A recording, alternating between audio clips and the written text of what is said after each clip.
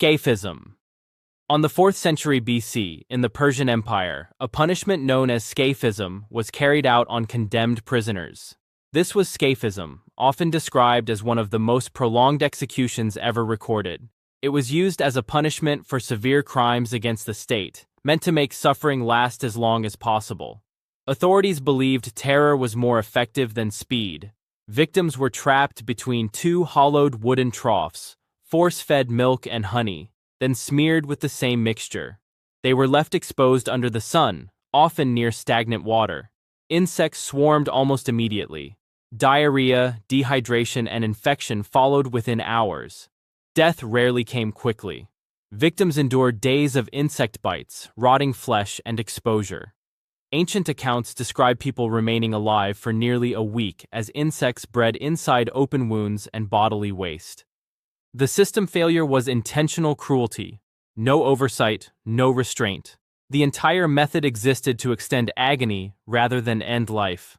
Scaphism remains a reminder that when punishment becomes spectacle, cruelty replaces justice. Flaying alive. In antiquity and later medieval Europe, flaying alive was occasionally used for crimes considered unforgivable. This was flaying, the removal of human skin while the victim was still alive. It was reserved for extreme cases, often involving rebellion or sacrilege, and used precisely because of its brutality.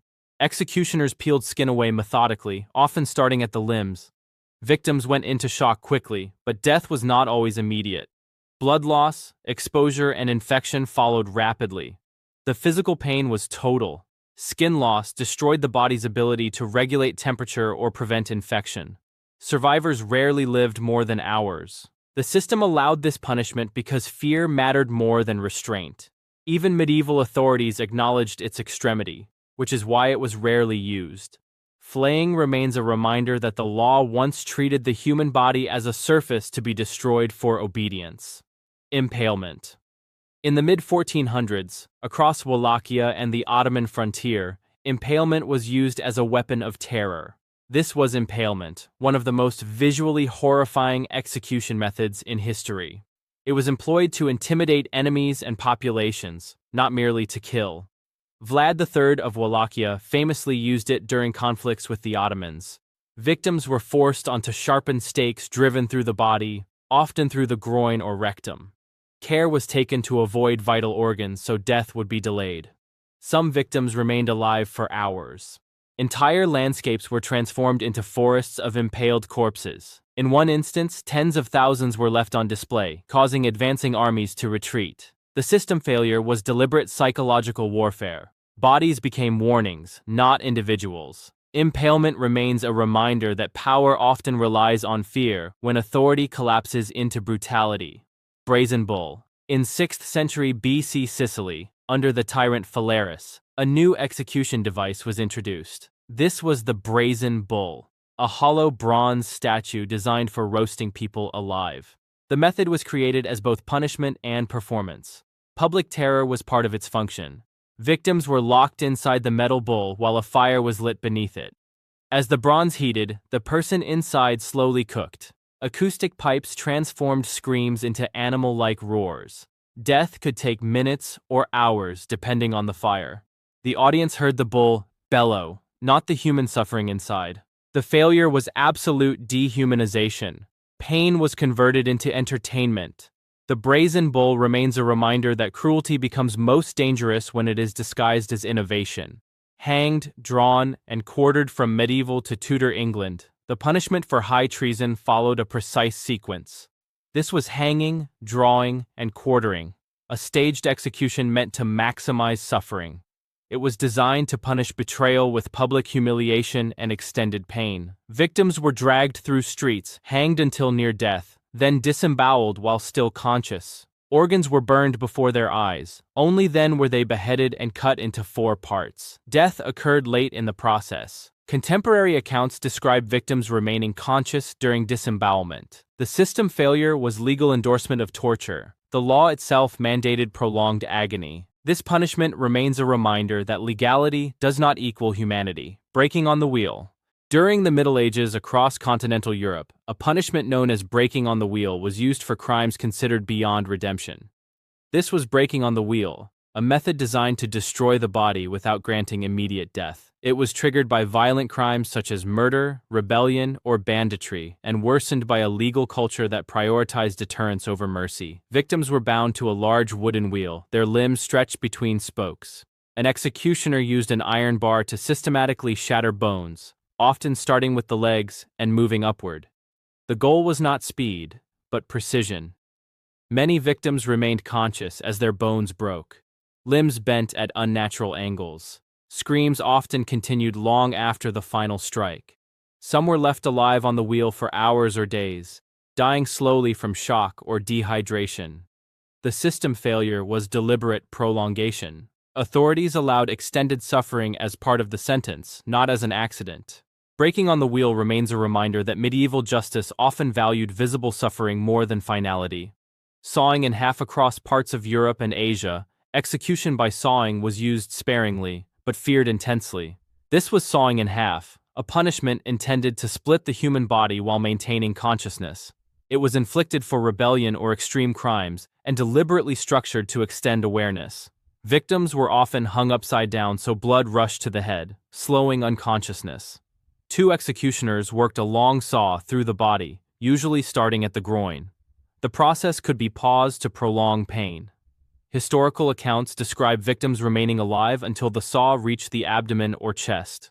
Bone, muscle, and organs were severed in full view. The failure was absolute brutality. There was no corrective goal, only terror through physical destruction. Sawing in half remains a reminder that fear has often been enforced through spectacle, not justice. Crucifixion. In the Roman Empire, crucifixion was one of the most feared forms of execution. This was crucifixion, a slow death designed to combine pain, humiliation, and public warning. It was used primarily against slaves, rebels, and enemies of the state, reinforced by a system that sought control through exposure.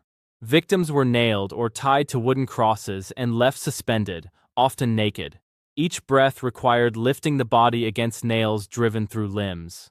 Exhaustion eventually made breathing impossible. Death could take hours or days. Victims suffered from dehydration, exposure, blood loss, and asphyxiation. Bodies were often left on display after death. The system failure was normalized cruelty. Crucifixion was legal, routine, and intentionally degrading. It remains a reminder that Rome maintained order by making suffering visible and unavoidable. Burning at the stake. From the Middle Ages into the early modern period, burning at the stake became synonymous with religious punishment. This was burning alive, an execution justified as spiritual purification. It was triggered by accusations of heresy, witchcraft, or religious dissent, intensified by institutionalized religious fear. Victims were tied to stakes surrounded by wood and set on fire in public squares. Death could come from smoke inhalation, but often only after severe burns consumed flesh and nerves. Crowds watched as victims screamed, collapsed, and burned. In some cases, executioners offered minimal mercy. Often none was given. The system failure lay in moral absolutism. Religious institutions sanctioned extreme violence in the name of salvation. Burning at the stake remains a reminder that ideology can turn cruelty into duty. Boiling alive. In medieval Europe, boiling alive was introduced as a punishment for specific crimes. This was execution by boiling, a method that subjected the entire body to prolonged scalding. It was used against poisoners and counterfeiters, particularly under regimes seeking public deterrence.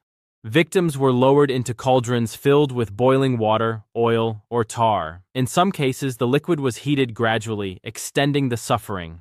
Historical records describe victims surviving for extended periods as skin blistered, nerves burned, and organs failed. Death was slow and excruciating. The system failure was legalized torture. Authorities codified extreme pain as acceptable punishment.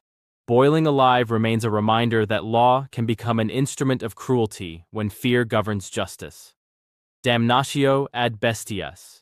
In the arenas of the Roman Empire, execution was often transformed into public entertainment. This was damnatio ad bestias, condemnation to wild animals. It was triggered by crimes against the state, religious dissent, or defiance of Roman authority. and intensified by a culture that equated spectacle with control. Victims were stripped naked and released into arenas with lions, bears, leopards, or packs of dogs. Sometimes they were tied to posts or dressed in animal skins to provoke attacks. The crowd watched as the animals circled, hesitated, then struck. Some victims died quickly from fatal bites. Others endured prolonged attacks, limbs torn, flesh ripped away, screams echoing through stone amphitheaters. The psychological terror began long before death as prisoners listened to roars from cages beneath the arena floor. The system failure was complete dehumanization. The state reduced people to prey, turning death into mass entertainment. It remains a reminder that when power is unchecked, cruelty becomes a performance. 12. Rat torture. In early modern European prisons, torture methods became increasingly inventive. This was rat torture, a punishment that weaponized fear and instinct. It was used to extract confessions or terrorize prisoners, often without formal sentencing. A rat was placed against the victim's abdomen and trapped under a metal container. Heat was applied to the container, forcing the panicked animal to burrow downward. With no escape, the rat gnawed through skin, muscle, and sometimes into internal organs. Victims experienced unbearable pain as the animal clawed and chewed inside their body. Internal bleeding and infection were common, and death could follow hours or days later. The system failure was unregulated cruelty. Torture operated without oversight, driven by desperation and fear rather than truth. Rat torture remains a reminder that humans can turn even nature into an instrument of suffering. The rack across medieval Europe, extracting information often mattered more than justice. This was the rack, a device designed to stretch the human body beyond its limits. It was used during interrogations, especially in cases of treason or heresy, under systems that equated pain with truth. Victims were bound at the wrists and ankles to a wooden frame. As the mechanism turned, limbs were pulled in opposite directions. Joints dislocated with audible cracks. Ligaments tore. Muscles ripped apart. Many victims screamed until losing consciousness. Those who survived were often permanently crippled, unable to walk or use their arms. Confessions extracted under such pain were frequently false. The system failure was institutionalized torture. Authorities accepted physical destruction as a valid investigative tool. The rack remains a reminder that suffering has often been mistaken for proof. 14. Strappado. During the height of inquisitorial courts, torture evolved to leave fewer visible marks. This was a strappado, a punishment that relied on gravity and anatomy. Victims' hands were tied behind their backs and attached to a rope. They were hoisted into the air and suddenly dropped, stopping just before the ground. The sudden force dislocated shoulders instantly. Additional weights were sometimes tied to the ankles to increase damage. Victims were raised and dropped repeatedly, tearing muscles and nerves. Pain was intense and internal. Survivors often lost use of their arms permanently. Death could occur from shock or internal injuries. The system failure was calculated cruelty.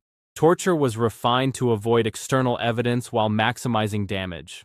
Strappado remains a reminder that violence can be hidden, yet no less devastating. Pressing to death in England. Refusing to enter a plea carried its own punishment. This was pressing to death, slow execution by crushing. It was triggered when defendants remained silent in court and sustained by rigid legal formalism. Victims were laid on the ground as heavy stones were placed on their chest. Weight increased gradually over hours or days. Breathing became impossible. Bones fractured. Organs compressed. Some endured the process for days, fully conscious, choosing silence over compliance. Death came slowly through suffocation and internal collapse. The system failure was procedural brutality. Law prioritized form over human life. Pressing to death remains a reminder that justice without humanity becomes punishment without mercy.